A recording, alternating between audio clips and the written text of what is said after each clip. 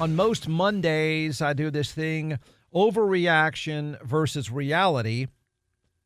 And certainly this weekend, there are reactions and overreactions all over the place. Not always wrong, but there are reactions, and there are certainly overreactions. So it is the overreactions, and then we try to have a dose of my own reality. So here we go. There's a lot in these. Overreaction. The College Football Playoff Committee got it right. Reality. No, it didn't. It didn't. I'm sick of hearing it. But no, it didn't.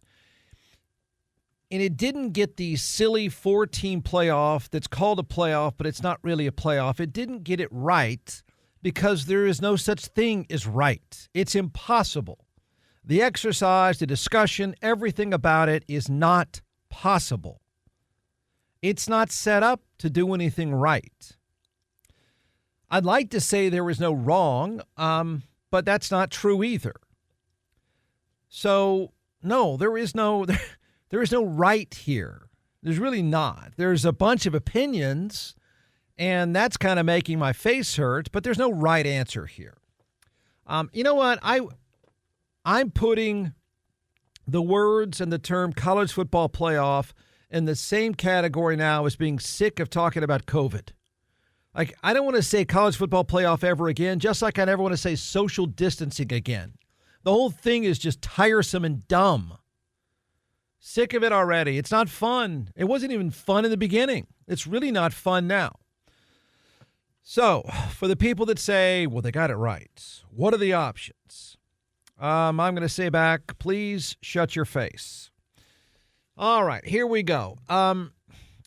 It's impossible to set this up at all. That is a playoff committee that's going to pick, with their opinions only, 4 teams for, quote, a college football championship. But it is really impossible when the setup is 13 bureaucrats whose only mission was to give the network in bed with the fake playoff, that's ESPN, the best numbers, the best audience it can.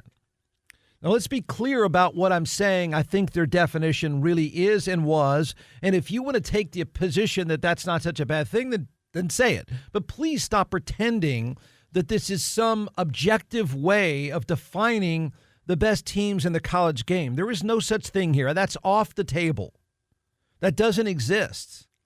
It never has. So this group of stiffs gets together, and I believe the goal was to not repeat a TCU of a year ago and make sure that you give the network that has this playoff, this fake playoff, not a real playoff, that has it, you give them the best numbers and the best show you can. Okay? And that means the criteria used here, from what I can tell, is to avoid a repeat of the TCU beatdown a year ago, which wasn't a problem just because TCU got their face kicked in the championship. They got their face kicked in the championship, and their name is TCU. Famous teams, big ratings, give ESPN what they want. I believe that's what these 13 bureaucrats were set out to do. I don't know that they could articulate that because I don't think they can articulate anything because the industry of college sports doesn't articulate anything. It's too dumb and stuck in the mud to be able to define anything. So, would the standard applied past tense now, to Florida State? That is, the standard applied to Florida State, who, unless you've been under a rock by now, you know, they went from being number 3 or 4 a good chunk of the way to being out of the fake playoff entirely. Would the same standard, think of this, would the same standard apply to Florida State? That is, you're not very good on offense, pretty bad on offense once you get to the third quarterback, but most teams probably are. You're not very good on offense because you're having to play your backup quarterback, your backup to the backup quarterback. You're in the ACC, and your name is Florida State. Now, that's the standard applied here. You mattered a long time ago. Would that standard used that was applied to Florida State, would that standard be applied to Alabama or Texas? Let's say they played with their third-string quarterback. Let's say they obviously wouldn't look very – heck, we know Texas doesn't look very good without their starting quarterback. We've seen it, when they were almost losing. So would that same standard be applied to Alabama or Texas? I'd say no. That's what I say. No. I don't think that standard would have been applied. I don't. So they're in the ACC. They mattered a long time ago. Their offense sucks without their first two quarterbacks, which is true of anybody. So, no, I don't think that standard would apply to Texas. I don't think this committee of dorks would have applied the same standards, the same opinions to Texas and or Alabama or any blue blood. Football factory, blue blood in the South. Let's make sure there's a distinction there because that's what matters most. I don't think that standard would apply at all, and I think that's pretty obvious. Florida State won their conference championship game by 10 points with their third-string quarterback. But, Jeff, they beat Louisville. Yeah. And Texas beat Oklahoma State. And they suck. And they did it with their first quarterback, who was very good that day. So don't pretend the horrible defensive team that Texas lined up against in the Big 12 championship game was exactly the 49ers. Are you kidding me? It's not like Louisville and Oklahoma State are the 49ers. So I don't believe for a second the same standard would have been applied to Texas and Alabama. Florida State wouldn't get blown out, by the way, to use the TCU standard here that I do think the committee also used. Florida State wouldn't get blown out in the semifinal or the final, I don't think, because they've already beaten two SEC Blue Bloods this year, and they're really good on defense. They beat Florida and LSU. They're too good on defense to get blown out, but it doesn't matter. That's not what this committee was set out to do. This committee was set out to give ESPN the best show that it could, which means the biggest names that it could, and scoring the best they could. That's it. I wish they would just say that, but they're bureaucrats, so you're not going to get that answer. It's a biased selection, I think. It is what it is. It's not Alabama's fault necessarily. It's not Texas's fault necessarily, but it's a biased selection and a flawed system that only exists because the industry of college football, my opinion, answers to coaches, rich coaches, powerful coaches. It answers to, and I think this is a big problem with where this sport is, all the dumb things about the sport. It answers to this idiotic, outdated bowl system. That's one of the big problems here today. They should have blown this old thing up a long time ago and, done a real playoff, like the NFL does with real teams and real winning. Whether you win 2-0 or not, it doesn't matter. But I do think they're, again, in bed to this outdated bowl system, and they're in bed with the network that owns the sport. Probably not so smart for me to say that, but that's my opinion, and that's why you get Southern Blue Bloods. Because they matter to the network that owns the sport. And the network that owns the sports, you know what it doesn't want? It doesn't want another TCU to get rolled in the final. And if you're going to get rolled, I at least want you to be a famous team that gets rolled. Here's the head of the committee telling ESPN his name is Boo Corrigan. Yeah. I think that says a lot. No offense, Boo. Well, yeah, offense taken, Boo. Your name is Boo Corrigan. So, Boo Corrigan. I don't like to say that too often. He's telling ESPN why they did what they did. You got Michigan, Washington, Texas off the board. So in some instance, it came down to Alabama and Florida State. Why did you choose Alabama? Well, I think in looking at it, and again, that was the decision, was Alabama at 4. Florida State is a different team than they were through the first 11 weeks. Coach Norvell, their players, their fans, an incredible season. But as you look at who they are as a team right now, without Jordan Travis, without the offensive dynamic that he brings to it, they are a different team. and the committee voted Alabama 4 and Florida State 5. Thanks, Boo. Boo. Well thought out. Okay. Well, by the way, Boo, and I know this is not allowed because there's just a bunch of ass kissing. I'm sorry. This whole thing is this incestuous thing that's really nauseating. Well, why in the heck did you have him number 4 right before the weekend, buddy? What's up with that? Why didn't you just drop him 2 weeks ago? As soon as their quarterback is taken off the field with a broken leg, you should have just dropped him that Monday, to use that logic. You had them all the way up at number 4. They were ahead of Alabama before this weekend, and they won by double digits. Just saying. I mean, so why did they even have them there to begin with if we wanted to argue? And arguing, it's just getting old. I'm in the talk show business. I'm getting sick of arguing about this. They didn't have their first 2 quarterbacks. You want to see what Alabama or anybody else would look like with their third guy who's just been standing around with a cap on all year, what they would look like? Alabama, I mean, if we're going to just do this thing, Alabama needed a last-second play to beat Auburn, who's not very good. And Texas, they beat up in a bad Oklahoma State team. Louisville is better than Oklahoma State. And Florida State, with their third-string quarterback, beat them by 10. The same standard, his logic, what he just said, I don't believe for a second, would have applied to Texas and Alabama. I don't. And I think it's pretty obvious. And I don't think most people care because I think in the end, what getting it right means is you made the football fanatics happy and you made ESPN happy. That's what they really wanted to do. Well, he should have just said it. All we wanted to do, bud, this is Boo talking here, all we wanted to do was give ESPN exactly what they want. That's big names. And maybe some scoring. There. Imagine, I mean, just to prove to you how silly that response was, imagine if the selection process had happened after Texas. Let's just back it up a little bit and say Texas was playing Kansas State in the Big 12 championship game, not a terrible Oklahoma State team. And they were playing them with their backup quarterback. You know, that's the Texas team with their backup quarterback that struggled against Houston, was ridiculously lucky to beat Kansas State in Austin.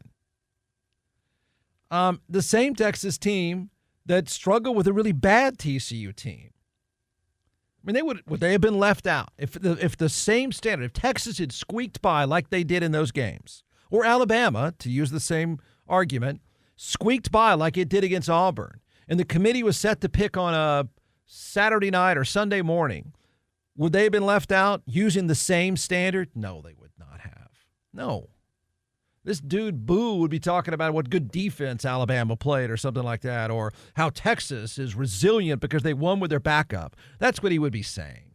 So, no, the same standards would not apply. No way. Texas would be in. The Final Four would look just like it does now.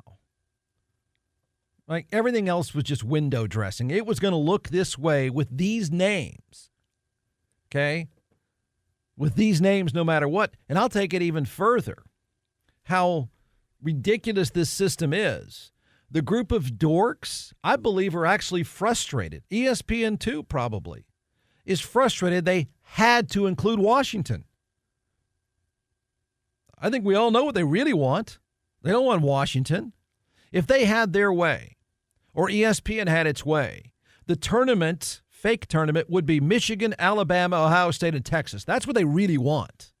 They don't even want Washington in there, and Washington's better than everybody else. Watch it, Texas. Watch out.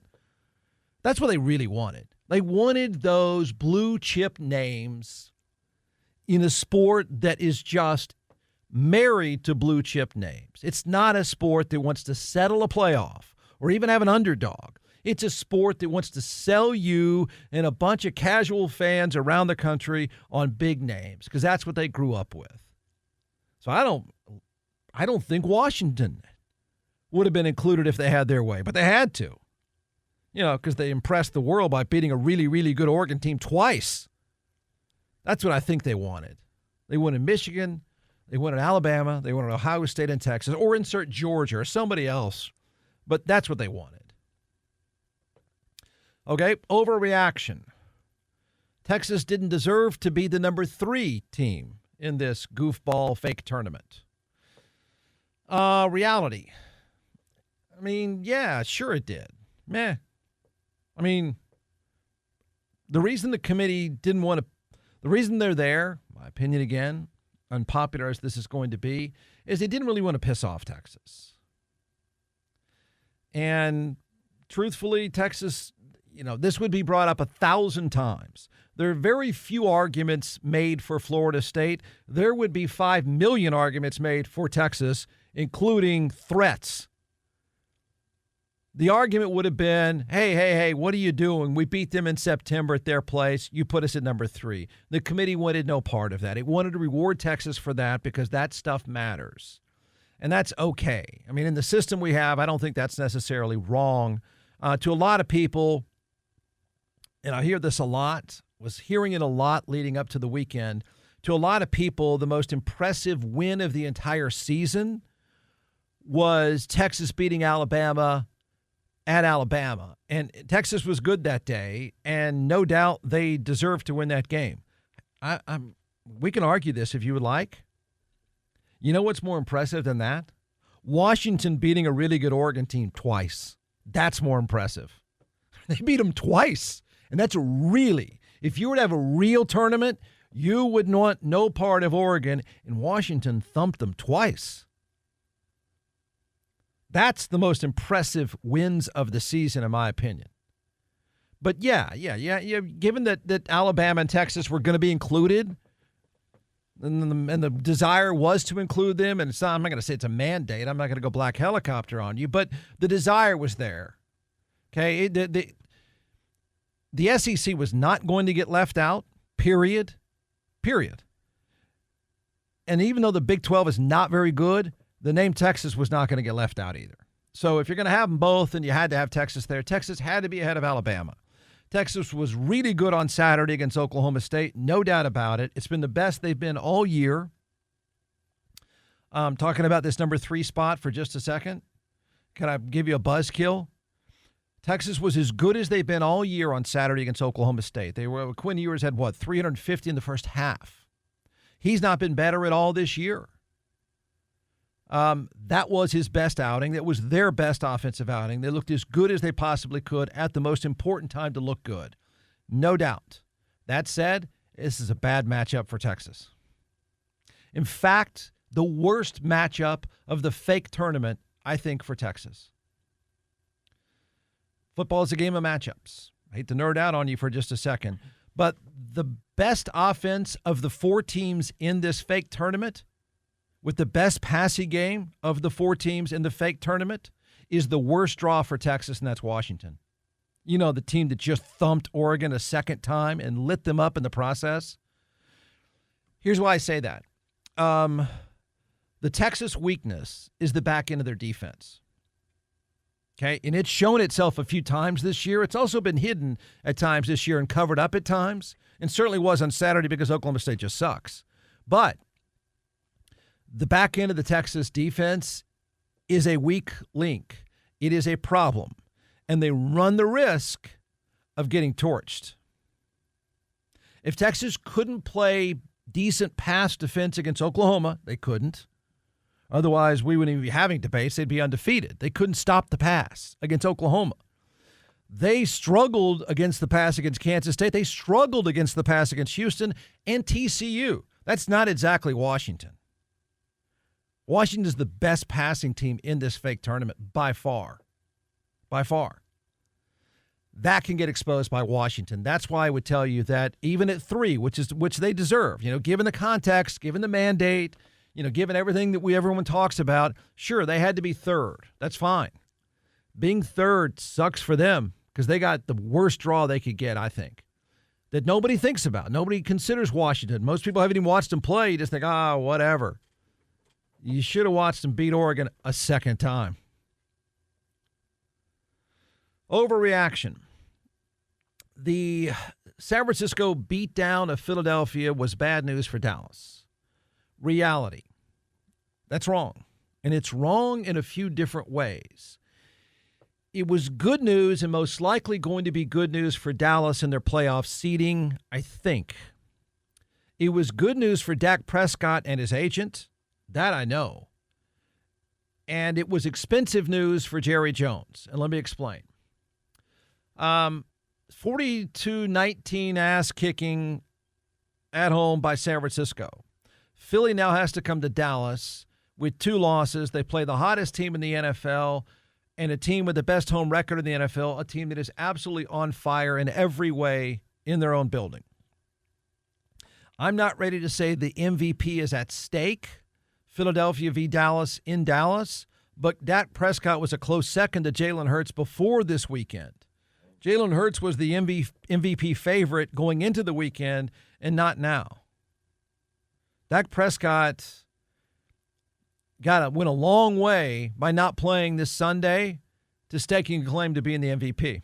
And he gets a real chance on Sunday in Dallas. That is a bad draw for Philadelphia at this time, I think. It's a really good draw and a really good time for Dallas at this time. And I think it's a really good draw and a really good time for Dak Prescott if he wants to be the MVP. By the way, the 49ers now have beaten Philadelphia and Dallas by a combined score of 84-29. They're 9-0. If anyone wants to pay attention what happens when you get a few star players injured, they're 9-0 when Trent Williams, your left tackle, and Deebo Samuel play. Those guys matter, obviously.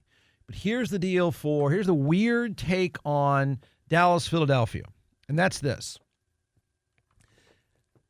This is one of the reasons why I think the window is about to slam shut on Dallas. So let's just say Dak Prescott's likely going to be in the top 2 when this is done. It's going to come down to Jalen Hurts, and I think Sunday losing to Dallas could be an elimination game for him as the MVP. Dak Prescott, Brock Purdy, and maybe Tyreek Hill. But it may be Dak Prescott and Brock Purdy down the stretch for the MVP. You do know he has to get a new contract next year.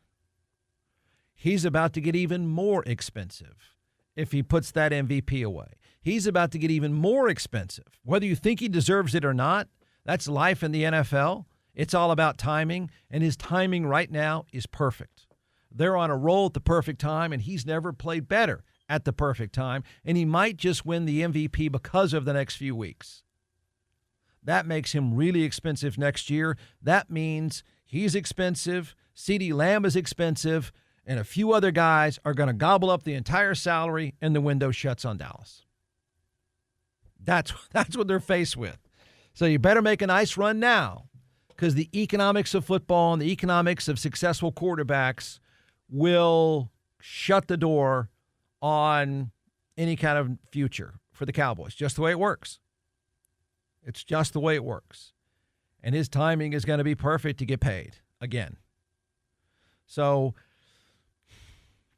can Dallas get a top seed? Maybe. Yeah, maybe. Yeah, the Eagles getting their face kicked in by the 49ers takes them one of 2 directions. It makes them really tired and Dallas exposes them, or they wake up and get mad and Dallas doesn't expose them. It also decides the MVP, and I think the MVP, in a weird way, decides the financial future for the next 2 to 3 years of the Cowboys. He wins the MVP, he gets paid, Micah Parsons gets paid, and there's not any money left for anybody else.